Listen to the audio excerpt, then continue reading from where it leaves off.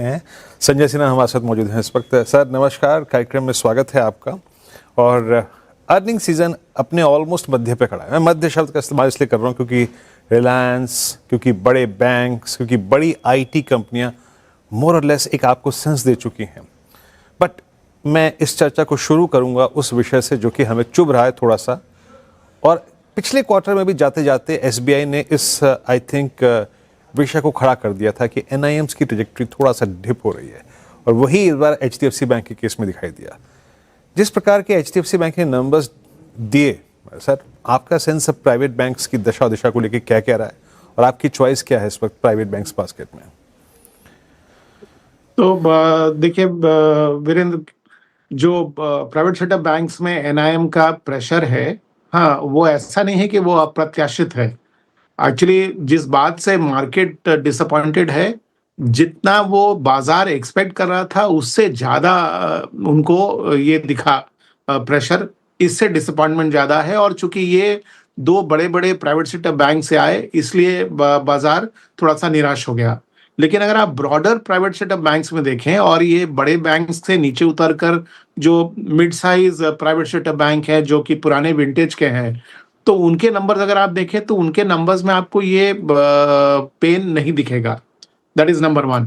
Number two, अगर आप positive रूप में देखना चाहें तो ये देखिए कि जो बैंक्स हैं, वेदर वो प्राइवेट सेक्टर हो या पब्लिक सेक्टर हो, इस तिमाही में जो उनके रिजल्ट्स आए उसमें उनकी एसेट क्वालिटी जो है वो पहले से ज्यादा अच्छी दिख रही है, और जितना बाजार एक्सपेक्ट कर रहा था उससे भी ज्यादा अच्छा है। तो अगर जो 3 महीने जो गुजरे भारतीय इकोनॉमी के लिए, और जिस पर हम पर इतना ज्यादा प्रेशर था ईरान वॉर के द्वारा, उसके बावजूद अगर हमारी एसेट क्वालिटी पर असर नहीं पड़ा है, तो आगे जाकर चीजों जैसे भी स्थिति में सुधार होगा, तो मेरे ख्याल से ये एक पॉजिटिव ट्रेंड होना चाहिए। फ्यूचर तीसरा जो पहलू है जिसको मेरे ख्याल से पॉजिटिव रूप में देखना चाहिए, वो ये है कि क्रेडिट ग्रोथ की जो नंबर है, वो regardless of private sector bank हो या पब्लिक सेक्टर बैंक हो, सबके जो क्रेडिट ग्रोथ है वो 15-16% के हैं। आरबीआई का जो लास्ट आंकड़ा आया वो दिखा रहा है 18% का क्रेडिट ग्रोथ। तो मेरे ख्याल से ओवरऑल पिक्चर देखिए तो ठीक है। स्पेसिफिक बैंक्स के लिए कभी न कभी चैलेंजेस हो सकते हैं, और शायद उसने स्वाद खट्टा कर दिया है, लेकिन ओवरऑल मेरे ख्याल से बैंकिंग सेक्टर काफी स्टेडी स्टेट पे है। ओके, ओवरऑल बैंक को लेकर आप पॉजिटिव हैं। Sanjay ji, good afternoon. लेकिन दूसरा बड़ा स्पेस आईटी की चर्चा कर लेते हैं। आईटी के भी नंबर आपने देखे, एचसीएल टेक के, टेक महिंद्रा के, और भी कई सारे स्टॉक्स के। यहाँ पे मिड कैप आईटीज ने हमेशा आउट परफॉर्म किया है। अब जिस तरीके से एआई कंपनीज को लेकर एक्विजिशन भी हो रही है, क्या आईटी अब एक सही दिशा में जा रहा है? क्या एक बाउंस बैक की उम्मीद है? क्या यहाँ पर तस्वीर अब साफ हुई है?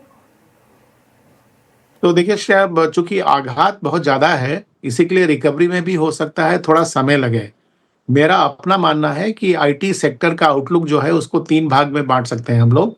पहला फेज जो कि अब हमारे पीछे है, जिसमें कि आईटी सेक्टर में अर्निंग्स में तो डिक्लाइन नहीं हुआ, लेकिन प्राइस अर्निंग रेशियो डीरेट हो गए। और स्थिति आज ऐसी है कि जो लार्ज कैप आईटी कंपनीज हैं वो अपने मल्टी ईयर लो प्राइस अर्निंग मल्टीपल्स पे ट्रेड कर रहे हैं।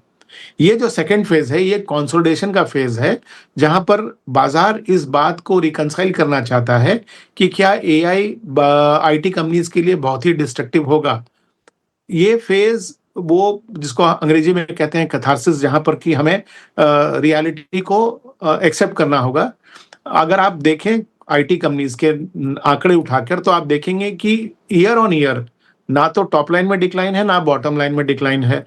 तो जब ये कन्विक्शन जब बैठ जाएगा कि एआई डिसरप्टिव नहीं हो सकता, वो थोड़ा हो सकता है कि अपॉर्चुनिटी भी पैदा करे, तो वो तीसरा फेज आएगा जब उनकी री रेटिंग होने की संभावना भी पैदा हो सकती है।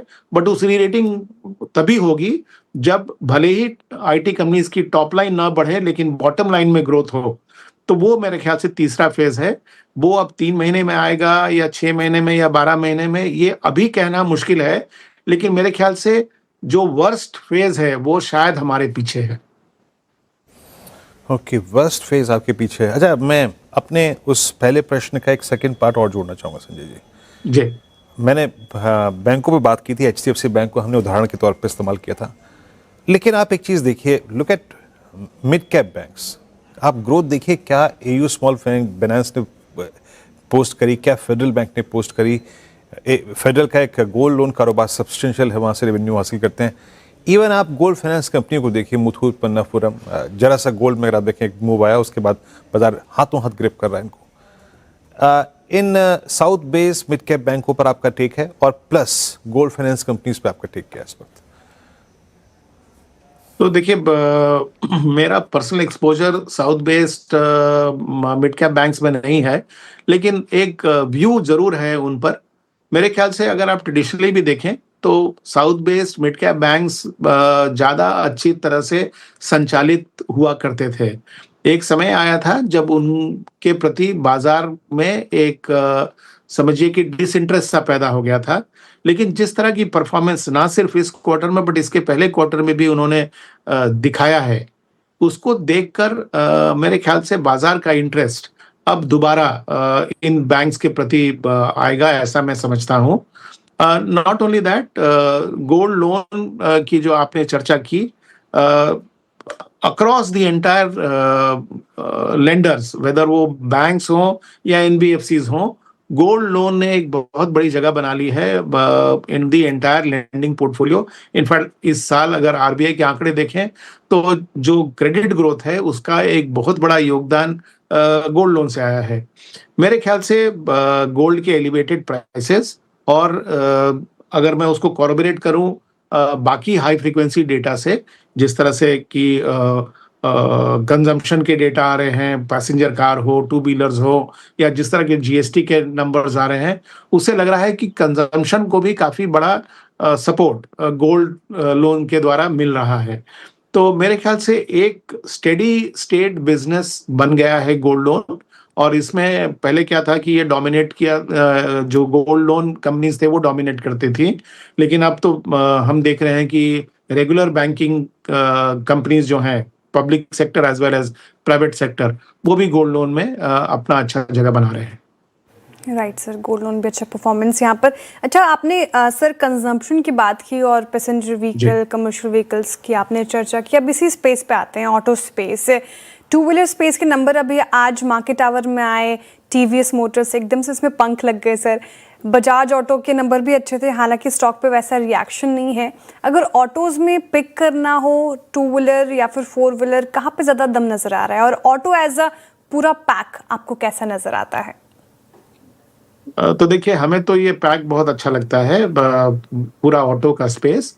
अगर उसको पैकिंग ऑर्डर में आप डालना चाहें कि जो 4 मेन सब सेगमेंट्स हैं उनमें सबसे ज्यादा अट्रैक्टिव क्या लगता है, तो हमें तो पैसेंजर कार ज्यादा अट्रैक्टिव लगता है, क्योंकि एक वहाँ हमें लार्ज कैप अपॉर्चुनिटी भी मिल जाती है, और वहाँ पर जो ट्रेंड अभी देख रहे हैं हम लोग नए मॉडल के लॉन्च के द्वारा, या फिर जिस तरह का हाई बेस पर भी मंथ ऑन मंथ ग्रोथ का, तो हमें वो स्पेस सबसे अट्रैक्टिव लगता है। दूसरा जो स्पेस है वो टू व्हीलर्स का है, और वहां पर हमारा चुनाव उन टू व्हीलर्स पर है जो कि मार्केट शेयर गेन कर रहे हैं, भले ही वो मॉडल के द्वारा, नए मॉडल लॉन्च करने के द्वारा कर रहे हो, या फिर उनकी मार्केट एक्सपेंशन स्ट्रैटेजी के द्वारा, या फिर उनकी टॉप लाइन में ग्रोथ एक्सपोर्ट के द्वारा हो रही हो, तो वो सेकंड मोस्ट अट्रैक्टिव सेगमेंट है हमारे लिए। तीसरा अट्रैक्टिव सेगमेंट हमारे लिए एंसिलरी है, और चौथा कमर्शियल व्हीकल है। मेरे ख्याल से आज ऑटो में ये चारों सेगमेंट जो है ये अट्रैक्टिव हैं, और हमारे पोर्टफोलियो में तो हमारा वेट से इंडेक्स से ज्यादा है ऑटो सेक्टर में। संजय जी, एक निजी बात पूछूं आपसे, अभी आपने डीजल, पेट्रोल या फिर ईवी क्या लिया हुआ है? हमारे पास एक्चुअली आपने अच्छा सवाल किया। मैंने एक्चुअली अपने आप, मैं तो फंड मैनेजर हूं ना, अपने आप को डिफेंसिव और सिक्लिकल दोनों में रखता हूं, इसलिए मेरी एक गाड़ी ईवी है और दूसरी डीजल वाली है। ये भी सही है ना। पेट्रोल वालों के लिए थोड़ी चुनौती है इस वक्त, क्या करें, बड़ा घबरा के गाड़ी चला रहे हैं इस वक्त। लेट्स सी क्या आता है आउटकम इसका। बट अच्छा, एक लास्ट प्रश्न आपसे पूछूंगा मैं यहाँ पे।